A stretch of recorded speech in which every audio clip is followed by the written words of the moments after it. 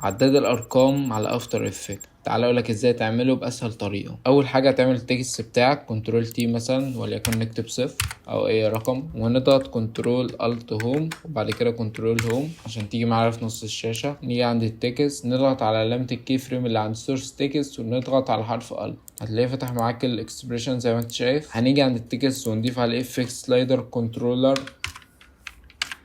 وناخد الاكسبريشن من هنا نربطه بالسلايدر، وتيجي في اول اكسبريشن وهتكتب ماس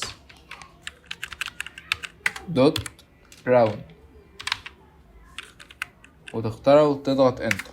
هتاخد القوس التاني كنترول اكس وتحطه هنا كنترول في، وتيجي هنا تعمل كي فريم عند السلايدر تضغط حرف يو عشان تظهر الكي فريمات، تمشي للمدة اللي انت عايزها وليكن هنخليها 100، هتلاقي معاك ظهر زي كده.